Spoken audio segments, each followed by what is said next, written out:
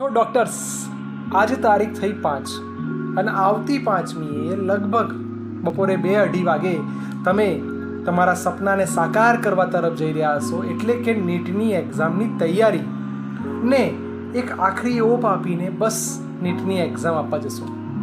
દોસ્તો, આજથી લઈને એક્ઝેક્ટ 1 મહિનો બાકી છે. આ 1 મહિના દરમિયાન તમારે શું કરવું જોઈએ, કઈ રીતે મહેનત કરવી જોઈએ, એ બધા સમજાવશે.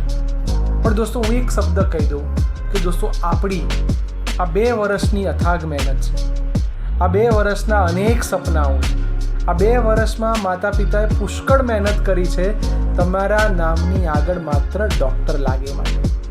તો તમારે તમારા નામની આગળ ડૉક્ટર લગાવવું છે તો આજથી દોસ્તો પ્લીઝ પ્લીઝ પ્લીઝ આ 30 દિવસ માટે ના કોઈ તહેવારની સામું જુઓ, ના કોઈની બર્થડે પાર્ટી જુઓ, ના કોઈ IPLની મેચ જુઓ. બસ માત્ર ને માત્ર રોજના 15 થી 16 કલાક વાંચો.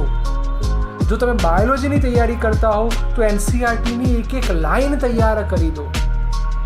કેમેસ્ટ્રીની તૈયારી કરતા હો દોસ્તો તો તમારો જે કટ થયેલો સિલેબસ છે એને એકવાર ધોરણ 11ને તૈયાર કરી દો. અને સૌથી અઘરું દોસ્તો ફિઝિક્સ વિષય હોય તો ફિઝિક્સની અંદર તમે જેટલા બને એટલા વધુ MCQ ક્લિયર કરો.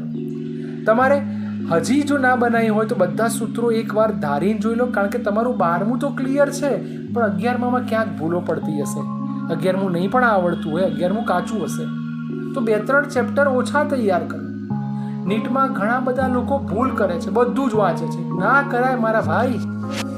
અમુક ચેપ્ટર ઓછા તૈયાર કરો પણ બાકીના ચેપ્ટર્સને એવા સરસ તૈયાર કરી દો કે એના લગતા કોઈ બી MCQ પૂછાય તો આવડે.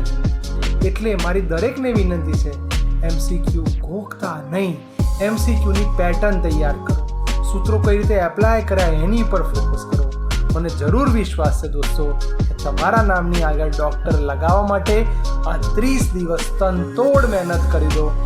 અગેઇન દોસ્તો, સમગ્ર MSW પરિવાર અને મન એજ્યુકેશનના દરેક શિક્ષકોની ટીમ તમારી માટે અથાગ પરિશ્રમ કરી છે. Wish you all the best and લાગી જાઓ તમારા 30 દિવસના પ્રોપર શેડ્યુલના પ્લાનિંગમાં.